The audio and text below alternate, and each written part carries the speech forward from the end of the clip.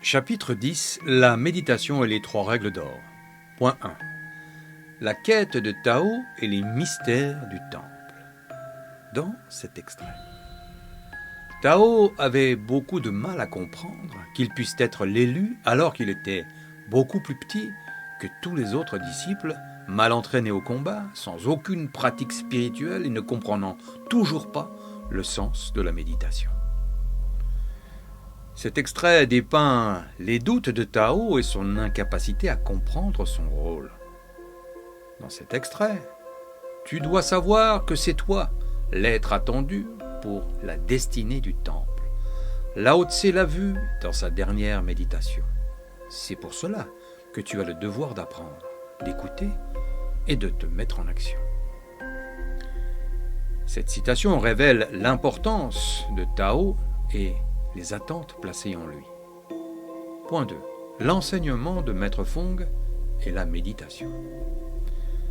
Dans cet extrait, la méditation, en revanche, est la voie qui nous ramène à nous-mêmes. Elle nous permet de faire l'expérience de notre être dans sa plénitude et de le savourer au-delà de tous schémas habituels. Cet extrait explique le but de la méditation et son importance.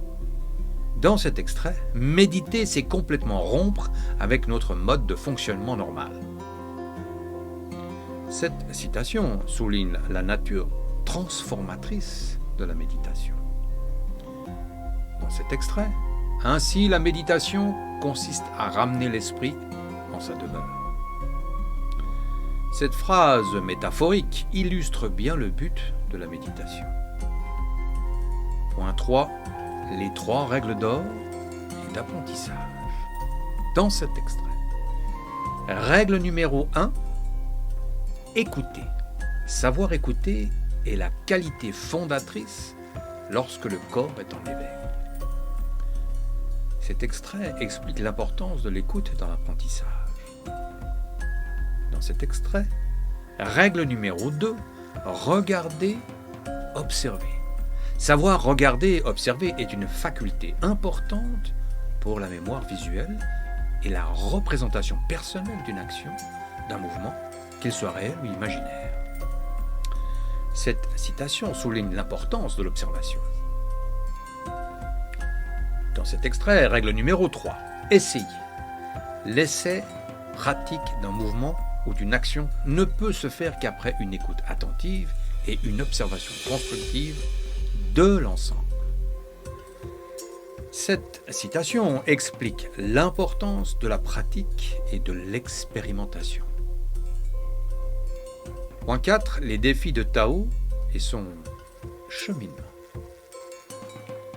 Dans cet extrait, il était persuadé qu'il pouvait apprendre le maniement du sabre et des techniques de combat et qu'il pouvait lire dans les livres, mais la méditation était un élément qui lui semblait totalement inutile, car le temps passé à méditer ne pouvait par conséquent pas être utilisé pour s'entraîner.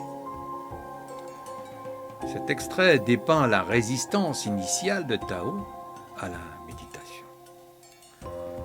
Dans cet extrait, c'est ainsi que, naturellement, Maître Fong permit à Tao de trouver une ligne directrice pour commencer son apprentissage avec sérénité et détermination. Cette citation souligne le rôle de Maître Fong en tant que guide et mentor. Ce chapitre explore les thèmes de la méditation, de l'apprentissage et de la découverte de soi. L'enseignement de Maître Fong et les trois règles d'or fournissent à Tao un cadre pour son développement personnel et spirituel.